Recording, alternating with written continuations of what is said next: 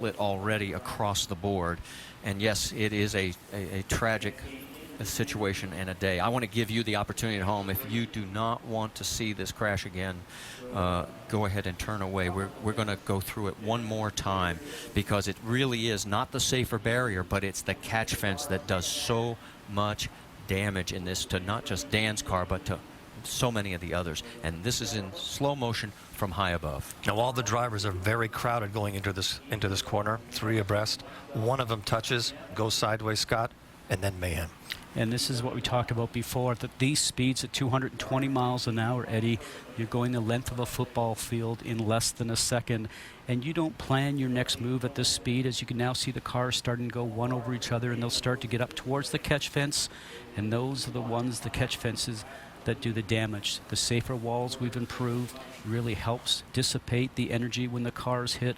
But it's the catch fencing that's above the safer barriers that these cars got up into, and that is what has done the damage.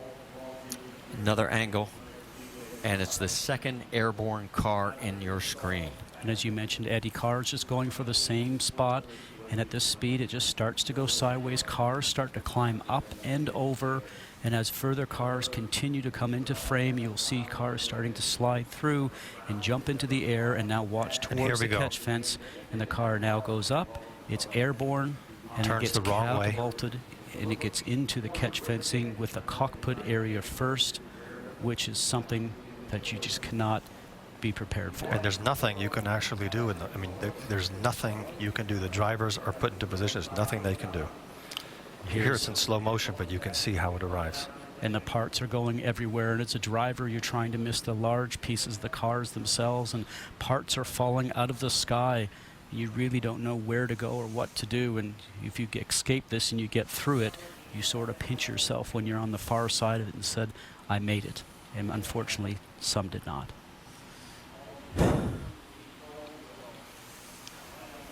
Last angle on this that we will show you, as it's very painful to watch. It is. It's just, it's heart-wrenching. You know these people as competitors, as sometimes they're angry with what you say about them on the air, but trust me, when there's a these car moments, there it is right there, and that's the compact that, or the impact you were talking about, Scott. Cockpit towards the catch fence. Another view from Danica's car, as she was one of the 19 that managed to make it through. She's on the lower part of the track, which was a good position to be in, but she has a bird's eye view of everything from here.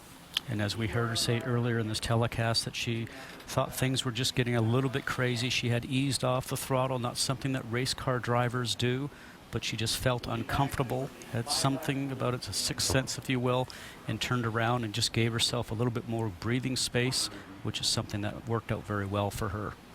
Charlie Kimball's view, he was in the middle lane, had nowhere to go. And a car went right over the top of him. And there's another car flying over the top. And literally, I've been in these accidents. There's nothing you can do. Once it starts to happen, the momentum has to just play itself out. The number 77, Dan Wheldon's car number today, has now been put at the top of the scoring pylon here at Las Vegas Motor Speedway.